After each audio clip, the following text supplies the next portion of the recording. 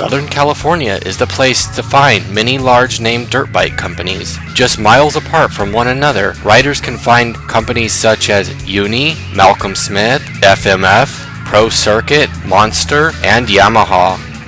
For years, these companies have worked together to increase their products' performance and speed.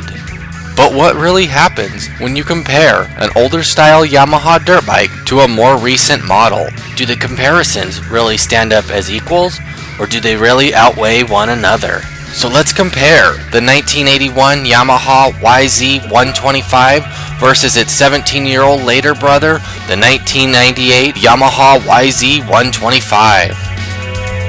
In its day, the 1981 Yamaha YZ was known for its speed and handling.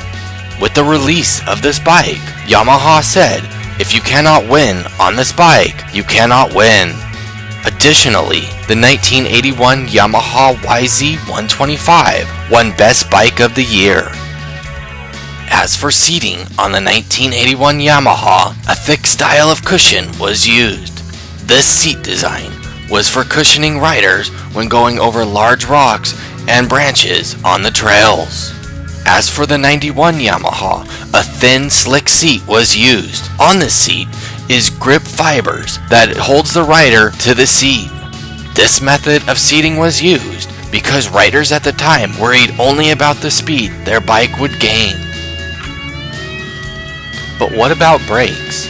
The 1981 YZ 125 has drum front brakes. This was an outstanding feature for 1981. These brakes use springs and cable to stop the rider's front wheel. These brakes wouldn't allow riders the ability to stop at a moment's notice or allow them to have great control over their bikes in berms. However, if you want great control over the braking of your bike, then the 1998 Yamaha features hydraulic front brakes. This type of hydraulic front brake uses fluids to regulate the amount of pressure that braking pads apply to the disc brake.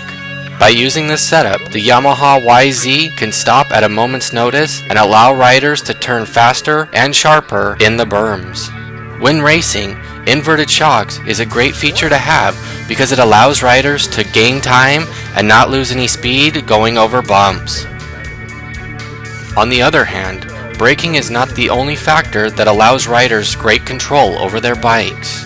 The amount of weight applied to the handlebars is another element that determines how much control a rider has over his or her bike. The 1981 Yamaha was the first bike to feature water-cooled radiation. Designers at Yamaha placed the water-cooled radiator right on the front of the bike's handlebars. This additional weight on the handlebars made it much more harder for riders to be able to turn around sharp corners. Not only was the 1981 radiator heavy, it also did not apply enough cooling power for the bike's motor. To accommodate for this issue, many 1981 dirt bike owners drilled holes in their airbox to increase its performance and cooling power. On the other hand, the designers at Yamaha took away the water-cooled radiator on the 98 Yamaha and placed it right next to the motor. With the radiator right next to the motor, all of the bike's weight was centered in the middle. This allowed riders the ability to turn sharply and quickly and not have to worry about weight on their front end. Motocross riders really liked this for the track. When competing in competitions, they did not have to worry about their front tire wiping them out or causing them to lose speed. One of the praised features on the 81 Yamaha was its swing arm. The 1981 Yamaha featured a thin style of tubing for its swing arm. This type of swing arm was undersized for the bike. Many riders who went over large boulders or bumps ended up breaking their swing arm or bending it badly. This realization became clear 17 years later on the 98 Yamaha. During the production period of the 1998 Yamaha, large jumps and fast speeds were a commonplace on the MX track. To accommodate for this new standard, Yamaha placed a thick, squarish type of swing arm on the 98 Yamaha. This style of swing arm could handle large jumps, dangerous tricks, and a high forced impact.